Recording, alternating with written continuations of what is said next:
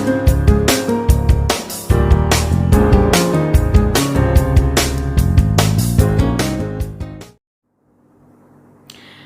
students, in this video we are going to discuss how to derive the time complexity of the merge sort.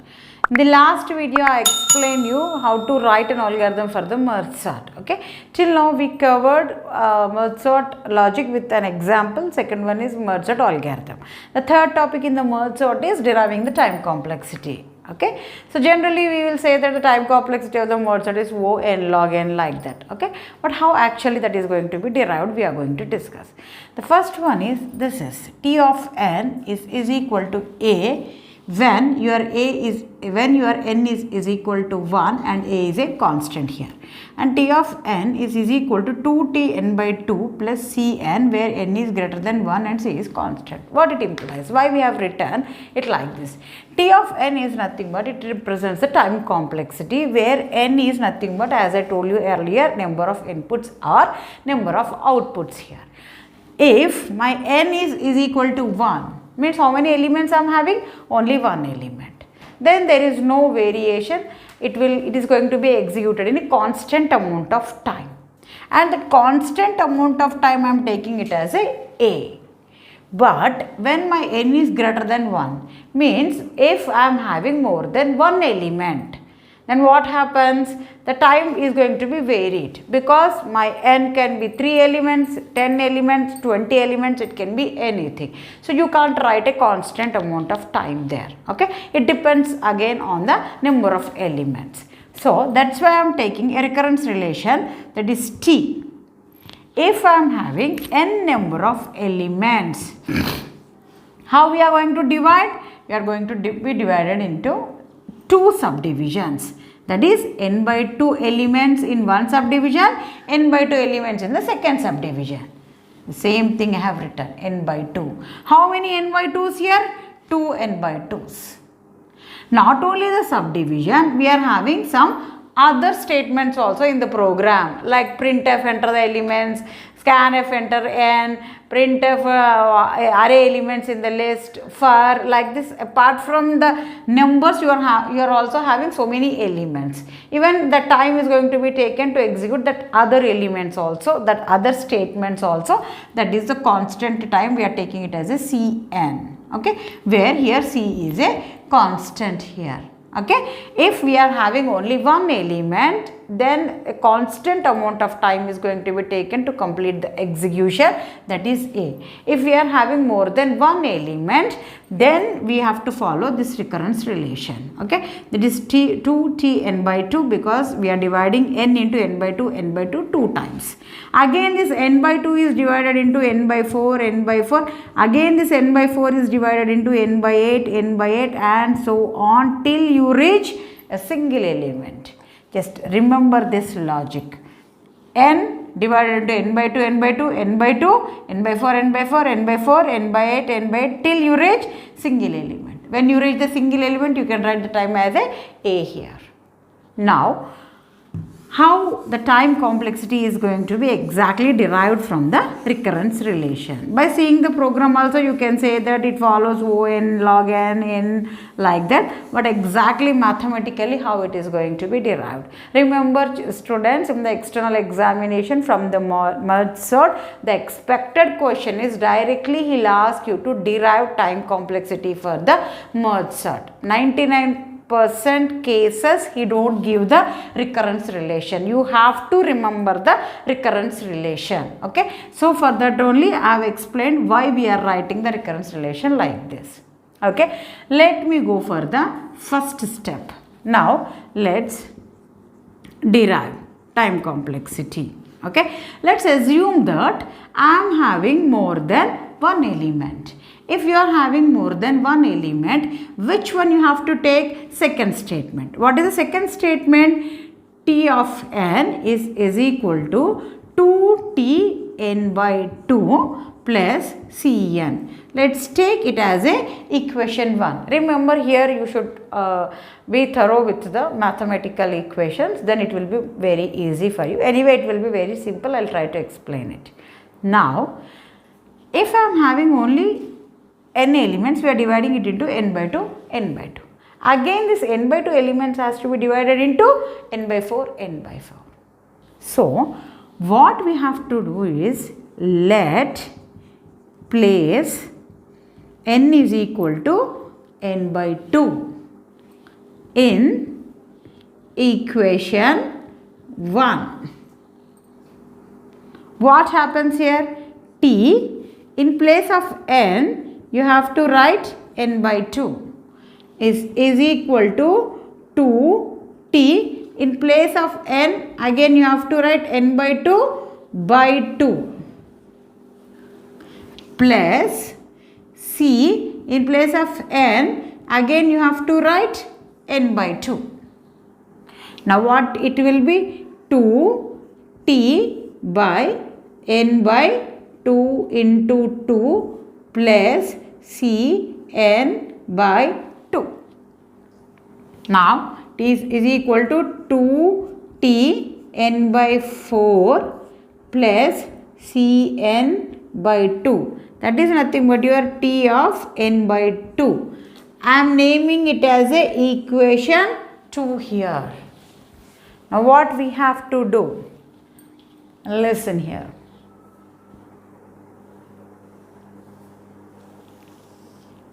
Let place equation 2 in equation 1. What is your equation 1 here?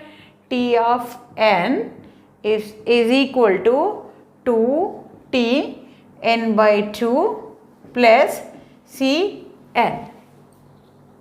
So I am saying that in place of t n by 2,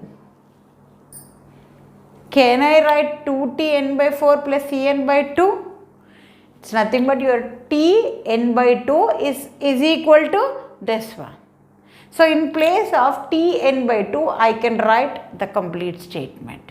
Now it will be is equal to 2 into what is in place of t n by 2, I can write 2t n by 4 plus c n by 2 plus c n as usual. Now let's multiply it. 2 into 2, 4. 4t n by 4, no difference here, plus 2 into cn by 2 plus cn, that is equal to 4t n by 4 plus 2 cancel cn plus cn, that is equal to 4t n by 4 plus cn plus cn, I can write it as 2cn, that is nothing but your t of n. Let's take it as a equation 3 here. Okay, so first n is divided into n by 2. Now you can observe here, I can divide n by 2 to n by 4.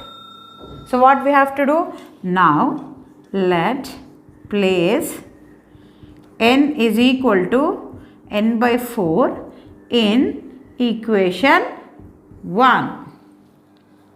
Now what it becomes? T of n is equal to 2t n by 2 plus c n. Okay, actually this is your equation 1. So in place of n, we have to place n by 4. This is nothing but your n by 4. In place of n, you have to write it as n by 4 by 2. This is nothing but in place of n by 4. Now what it is?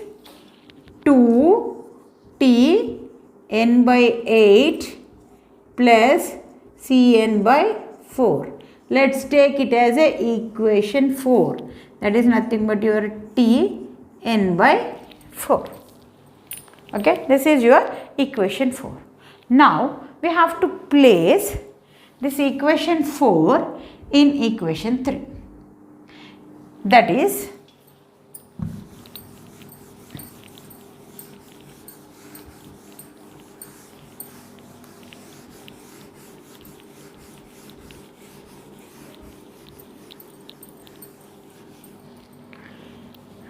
What is your equation 3 here? T of n is equal to 4t n by 4 plus 2cn. And in the equation 4, that is 4 in 3. In place of t n by 4, I can write 2t n by 8 plus cn by 4. So, in place of this, I can write 2t n by 8 plus cn by 4 and plus 2cn as it is. Now again you multiply 4 into 2, 8t n by 8 plus 4 into cn by 4 plus 2cn. 8t n by 8 plus 4 cancel, cn plus 2cn is equal to 8t n by 8 plus 2cn plus 1cn, 3cn. That is nothing but your T of n, because we have to find time complexity for the n number of elements, not for the n by 8, n by 4. Why we are trying to do all these things means we want to go for a generalized term here. We are going on substituting the elements till we reach a single element. Before going to that, I want to show you something, that is, let's take it as a equation 5. You can observe here, I can write this 8 as 2 cube. 2 cube t n by 2 cube plus 3cn. 3 here, 3 here, 3 here. If you are going for the equation 4, you can observe here, equation 3, you can observe here, in place of 4, I can write it as a 2 square. 2 square. 2, 2, 2. If you are going for equation 1, you can observe here 2 power 1, 2 power 1 and this is 1. If you are taking n as normal, then it will be 1. If you have taken n by 2, it is becoming 2 square. And when you are taking n is equal to n by 4, it is coming 2 power 3. And goes on. When we are substituting and goes on, you can write the generalized term as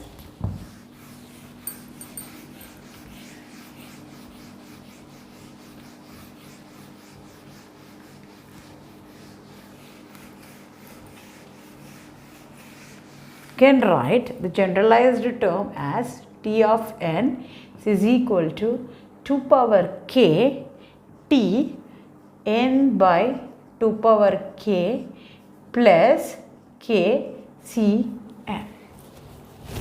This is a generalized term. The same k here, same k here, same k here. If you are going for 1, 2 power 1, 2 power 1, 1.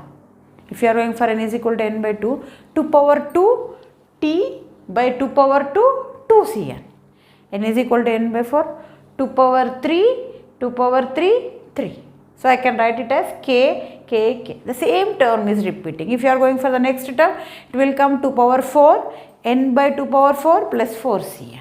Like this. So, we can write the generalized term as a k.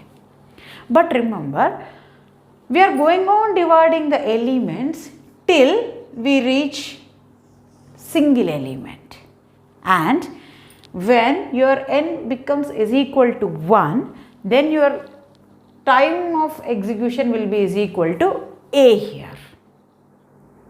When n becomes is equal to 1 means you can write t of 1 is equal to a. This is the condition. You will continue this process till you get a single element. So, how it is going to be identified? That is t of 1. It means you have to make this as 1. Till that point, you are going on subdividing, till it becomes t of 1. That is, your n by 2 power k should be is equal to 1. Till this step, you are going on dividing the elements, When you reaches this step, you stop subdividing and you start sorting the elements. So the condition here is your n by 2 power k should be is equal to 1. This is your condition. Now, after reaching this condition, remember here n is given in the problem, but the k is a temporary variable. You have taken k as a temporary variable, so at some time you have to delete that k. You have to write k in terms of n, because n is given in the problem where k is, for the sake of help, I have taken help of one variable. So we have to remove that k. How you can remove that k? Remember, this point is very, very important for you. That is, n by 2 power k should be is equal to 1. Now, how it implies?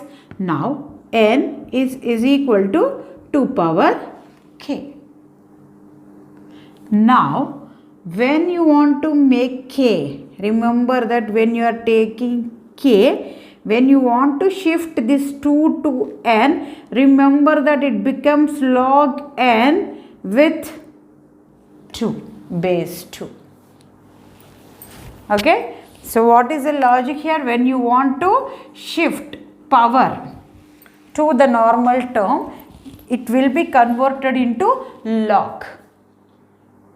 It will be more clear for you if you are thorough with the logarithms. Okay. Your k. Now I am shifting this base 2 to here. How we can shift means it will be converted into log n with base 2.